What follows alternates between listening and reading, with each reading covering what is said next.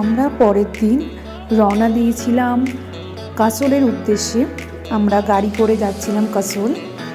চারিপাশে অপূর্ব সুন্দর পাহাড় ছিল, মানে পুরো চারিপাশটা পাহাড়, আর পাহাড়ের ওপর সূর্যের আলো পড়ে পাহাড়টা ভীষণ ভালো লাগছিল। তারপর কাসোলের একটা জায়গা ছিল যেখানে আমরা নেমে একটুখানি ব্রেক নিচ্ছিলাম। আমাদের ড্রাইভার তাদেরকে চা পানি খাচ্ছিল, তো আমরা সেখানে একটা জায়গায় গিয়ে একটুখানি আশেপাশে একটুখানি এনজয় করছিলাম। তো এটা হচ্ছে একটা মানে ভ্যালি টাইপের তোমরা বলতে পারো।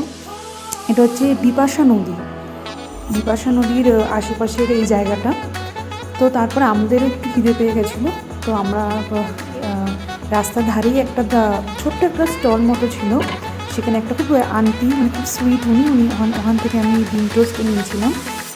এবং এটা হচ্ছে ওই বিপাশা নদীরই একটা জায়গা যেখানে একটু ছবি তুলছিলাম, আমরা আশেপাশের পরিবেশটাকে উপভোগ করছিলাম।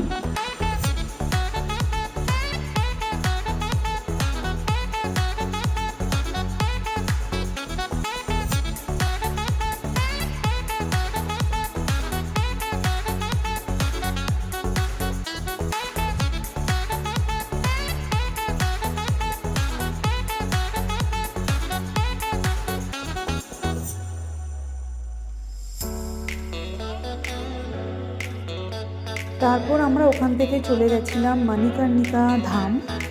সেটা মেনলি পাঞ্জাবিদের একটা ধর্মস্থান, মানে গুরুদ্বারা ছিল। তো এটা ভিজিট করার পরে আমরা আমাদের হোটেলে চলে আসি, কাসোলের হোটেলটা দারুণ দারুণ দারুণ সুন্দর। মানে হোটেলে এটা হচ্ছে আমাদের জানলার মানে বাইরের ভিউটা, যেটা হোটেল থেকে দেখা যায়।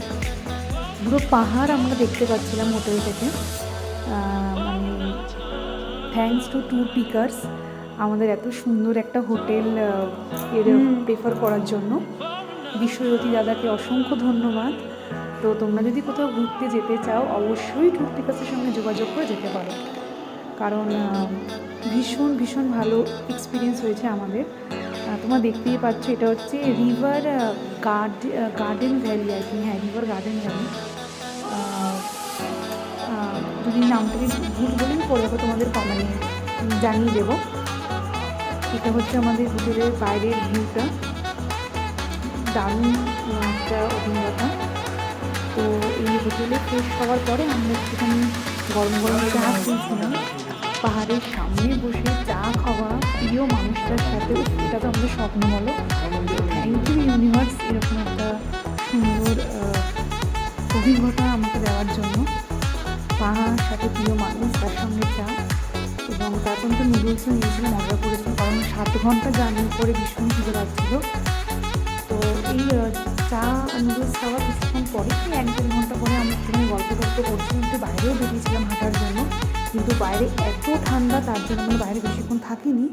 তো আমরা 9টার মধ্যে ডিনার কমপ্লিট করে ফেলি।